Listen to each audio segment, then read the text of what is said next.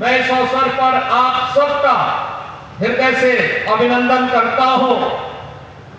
आज की 53 विकास की परियोजनाओं के लिए आप सभी को मैं हृदय से बधाई देता हूं, आप सबके प्रति अपनी शुभकामनाएं देता हूं।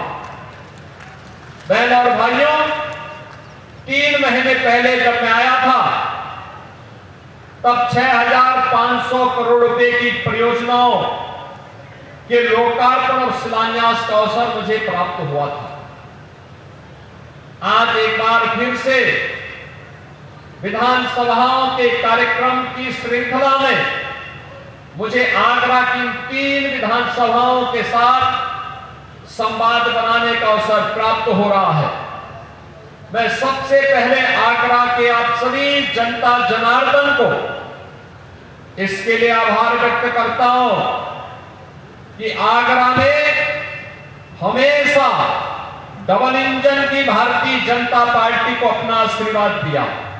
2022 में भी, 2024 में भी, और परिणाम है कि आगरा ने जो सोचा, इससे पहले कि सोचा कि डबल इंजन सरकार उस योजना को लेके आगरा के अंदर आ गई। आज आगरा स्मार्ट सिटी के साथ साथ सेफ सिटी के एक नए मॉडल की तरफ आगे बढ़ रहा है। और आगरा का ये मॉडल अभी 3 दिन पहले माननीय उच्चतम न्यायालय के फैसले के बाद तो और भी उसका उज्जवल पक्ष हम सबके सामने आया है। 468 औद्योगिक इकाइयों के एनओसी से जुड़े हुए कार्यक्रम टीटीजेड के नाते जो पेंडिंग पड़े हुए थे, उन सबको स्वीकृति मिल गई। यानी अब आगरा में उद्योग लगने से कोई रोकेगा नहीं, कोई रोक नहीं पाएगा। इससे पहले एयरपोर्ट के निर्माण को लेकर के हमें माथापच्ची करनी पड़ी थी, और मुझे बताते हुए प्रसन्नता है, आगरा एयरपोर्ट ही नहीं बनेगा, आगरा में हम इंटरनेशनल एयरपोर्ट बनाने की दिशा में कदम आगे बढ़ा चुके हैं।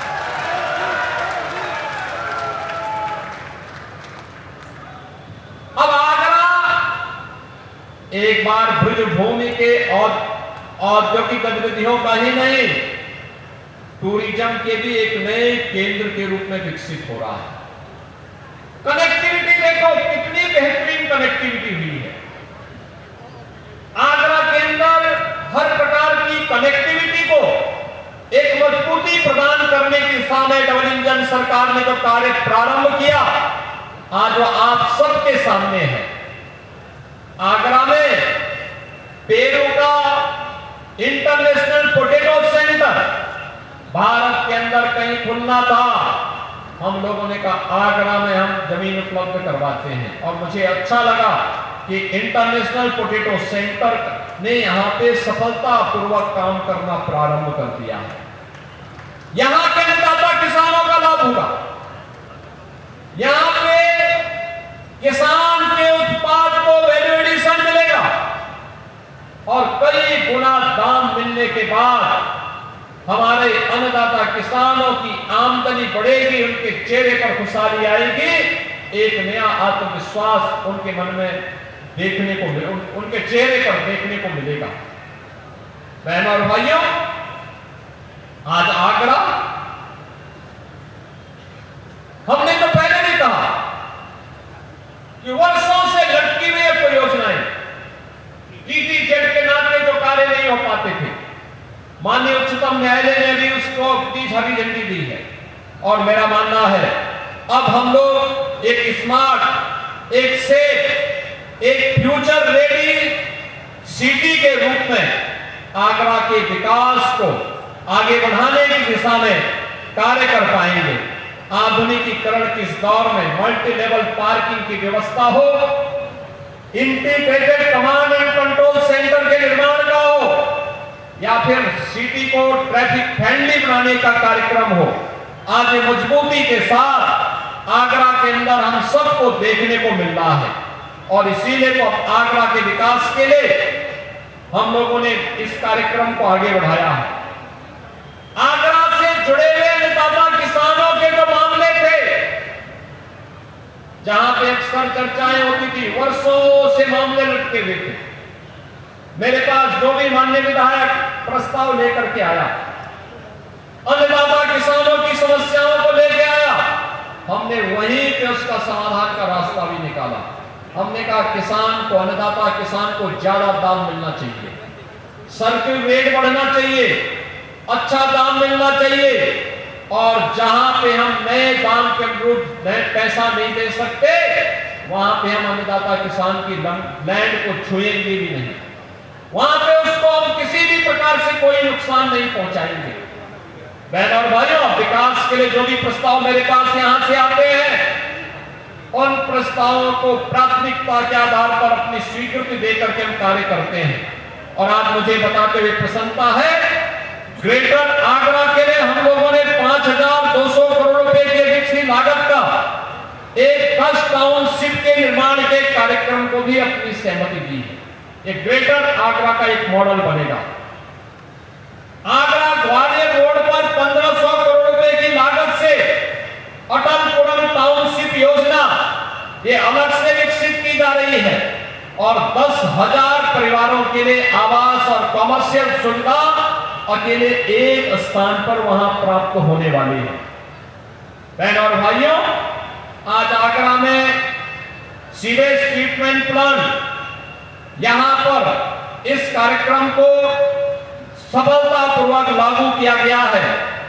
तो साथ साथ ओडीओपी और ओडीओसी के बाद पहले यहां का लेबर उद्योग और अब ओडीओसी में पेटा को भी हमने शामिल करके उसको वैश्विक मान्यता देने की दिशा में कार्य प्रारंभ किया है।